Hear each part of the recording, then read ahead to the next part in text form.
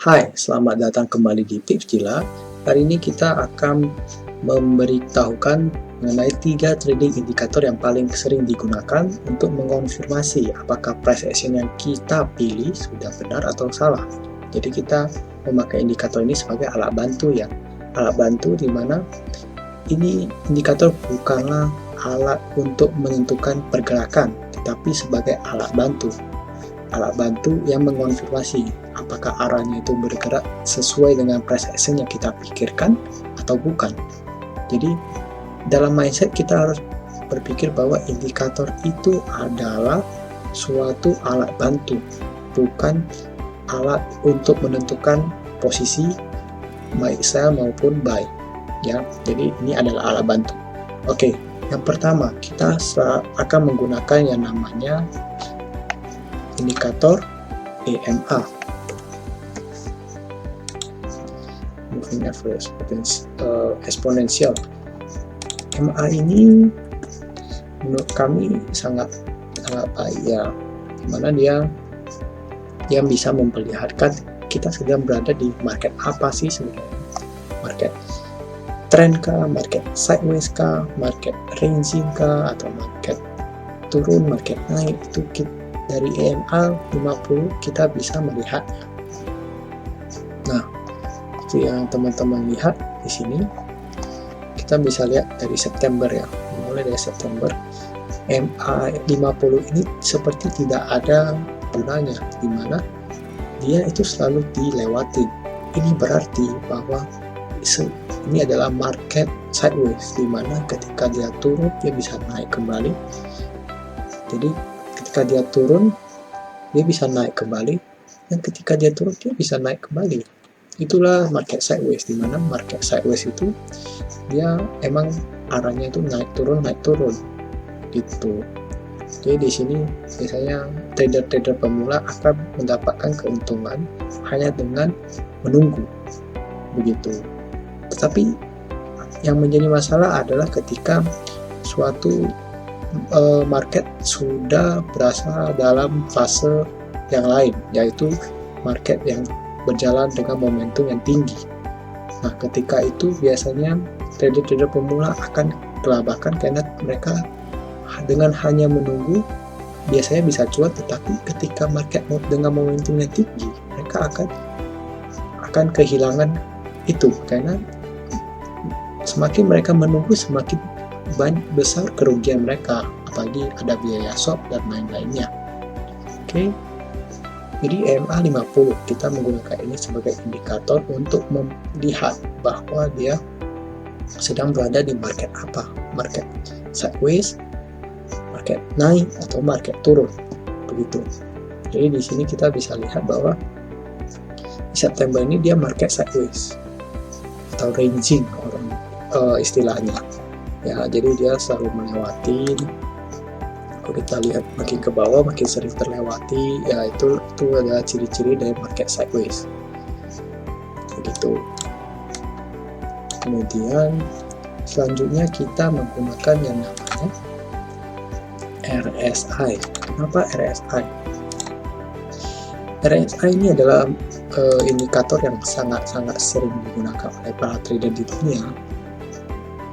Mengapa? Karena dia punya kemampuan untuk mengonfirmasi momentum. Jadi relative strength index, dia mengkorelasikan momentum dari suatu pergerakan harga, sehingga kita bisa melihat ada keanehan, ada sesuatu yang namanya divergensi, di mana itu akan membuat suatu pergerakan yang aneh, yang seharusnya tidak terjadi seperti itu, tetapi rasanya seperti disengaja. Nah, jadi dari RSI kita bisa melihat itu ada divergensi. Nah, sebagai contoh kita cari namanya ini turun ya, ini kan arahnya turun ya, ini arah turun, tapi di RSI itu naik ya, ini turun, ini naik. Ada suatu kejanggalan semacam kenapa RSI di sini itu naik gitu loh, berada di atas, sedangkan di sini dia harganya lebih di bawah. Ini seakan-akan ada sesuatu yang terjadi yang membuat harga itu tertahan di sana.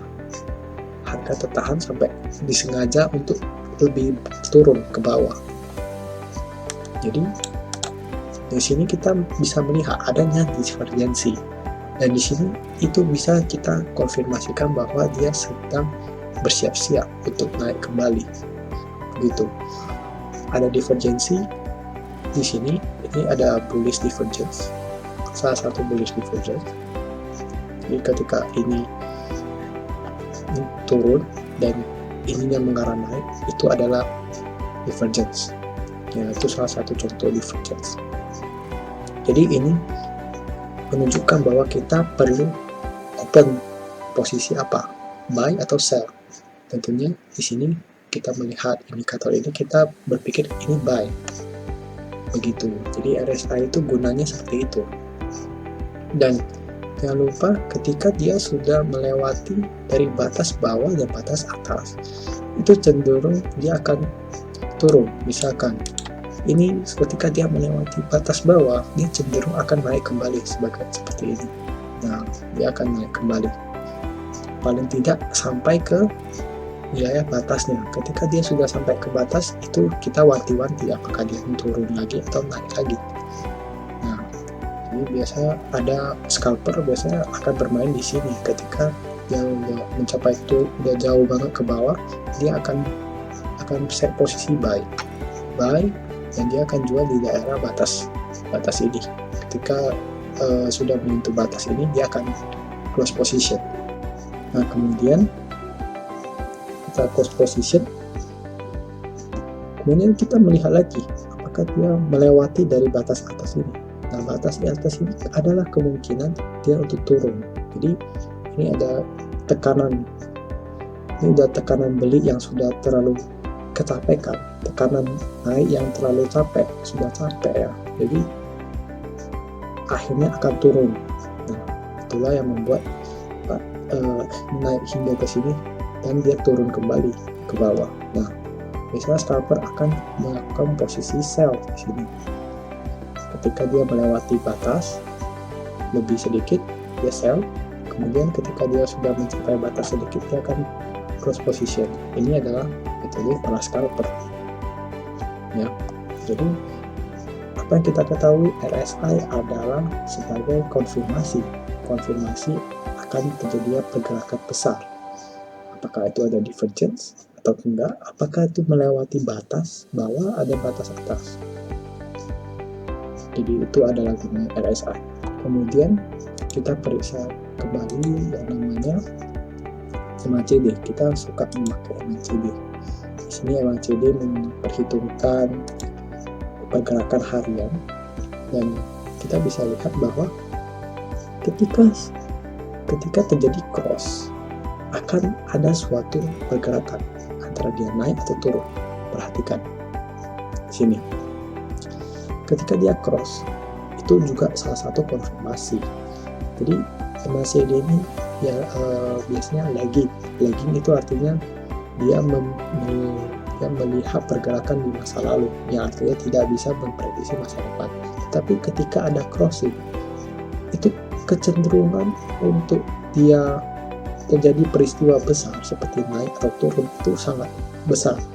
Jadi setelah kita sudah mengkorelasi dengan RSI sebelumnya, kita tahu dia akan naik, kita mencari MACD. MACD ketika dia sudah cross di sini, maka kita bisa melakukan open posisi. Open posisi apa? Open posisi buy tentunya. Kenapa buy? Karena dia cross posisi ketika ini, dia garisnya melengkung ke atas. Nah, garis melengkung ke atas ini menunjukkan ada suatu momentum kuat dari yang sebelumnya, sehingga pergerakan ke depannya harus naik. Begitu. Ya, kita bisa melihat selanjutnya di sini. Ketika yang biru ini turun, kita cross ke bawah turun, maksudnya terbalik, maka dia akan turun ke bawah. Kita bisa tahu di sini ketika dia cross, dia turun kembali. Ini begitu. Cara memakai dari MACD ini adalah untuk mengkonfirmasi pergerakan yang kita pikirkan sebelumnya. Jadi MACD itu cuma bisa digunakan setelah, bukan sebelum. Jadi setelah Anda open posisi, baru Anda melihat MACD, bukan sebelum Anda open posisi. Begitu. Jadi setelah beberapa saat Anda baru bisa melihat MACD apakah ini momentumnya valid atau enggak. Jadi cara memakainya itu harus benar dan kita padu padankan dengan lainnya. Dan setelah kita tambah dengan RSI, kita akan melihat pergerakannya bahwa valid. Jadi para trader akan spekulan di sini. Kita akan spekulan di sini karena kita melihat price action juga. Nah, setelah kita melihat ada crossing, kita akan hold.